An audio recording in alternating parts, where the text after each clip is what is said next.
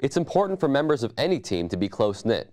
This week, I found out how some men's soccer players are using food to bring their team together. I'm here in Pondside 2 to learn how to make fufu, a staple dish in many parts of Africa that these Keene State soccer players have been making right here in this kitchen to share with their team. The players in this apartment were born in Africa, where they were first introduced to this dish. We boil the water first for the fufu, and then you add the flour into it. Once you add the flour into it, and then you start spinning it around, then it gets harder and harder. On Sunday, the guys hosted Fufu Night, a chance for their teammates and coach to experience a different culture through food. I feel like, why not share with other people what I have or what I know that I can make when I'm making food. I'm like, this person never tried this. Why not have them try and see what they think? I'm glad they all came. They all showed up here. I mean, we had a huge crowd over here. I was very happy about that. So I was very thankful that everybody tried the food and they really liked it. Members of the team say it's important to do events like this in order to bring the team together. It's good to mix the different cultures and bring them all together, and I think it serves as a real strong building point for the team chemistry. No matter what I do, it's always about a team. Like, we help each other like we're a family, Just being here, we're all family. Once you put on the Keene State jersey, you're already family. Coach Rick Scott adds that in order to become greater on the field, it's crucial for the team to unite over more than just soccer. I think you build a stronger team when they really work with each other, create some good, strong relationships off the field, away from the playing field. And I think that's critical to their development as not as just soccer players, but as human beings.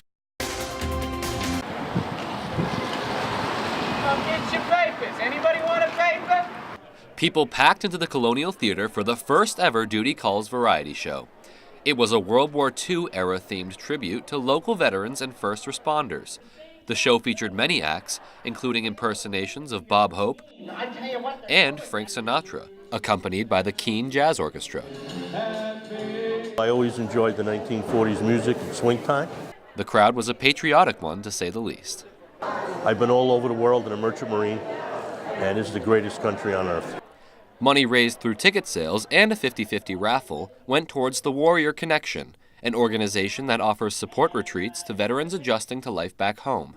Bob Tortolani is a vet who benefited from these retreats and is now a board member for the organization. Those people who are having trouble adjusting to civilian life after their military experience or who are having difficulties emotionally, we're trying to seek those people out and help them. Duty Calls was not only an event to honor the heroes among us, it was an effort to raise awareness for those traumatized during their service. We have 22 people a day who are veterans who take their own lives. The Warrior Connection's Carolyn Scott says they use a creative healing process to help these troubled vets. It isn't like regular therapy. Regular therapy deals with up here, and that creative healing process deals with here. The Keene Sentinel confirmed that more than $1,000 were raised for the Warrior Connection through the 50-50 raffle sales alone. The Sentinel also says they plan on making Duty Calls an annual event. Peter Dubois, KSC TV.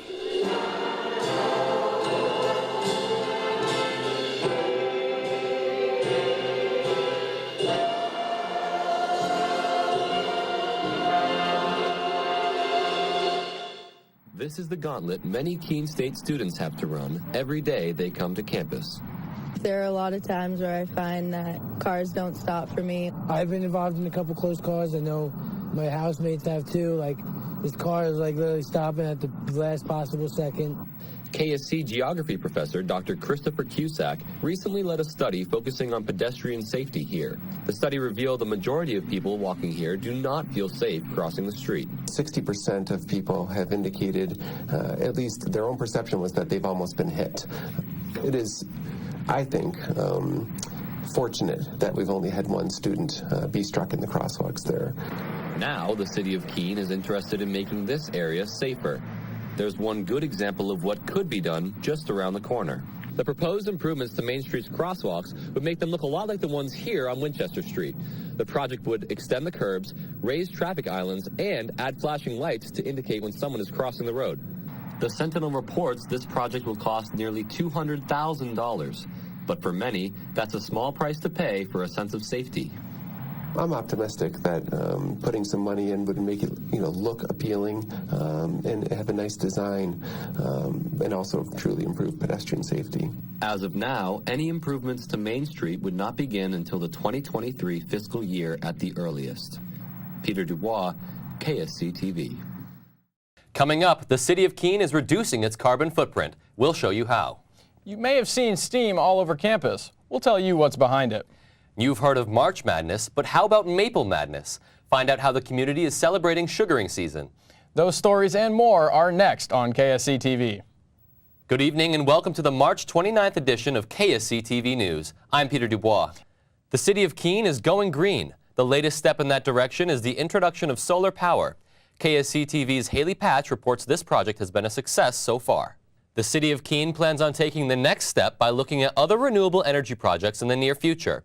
To view updates on the solar panel's productivity, visit ci.keene.nh.us. Again, that's ci.keene.nh.us. If you've been on campus during the cold months, you've noticed steam pouring out of everything. The director of the physical plant says it's getting worse.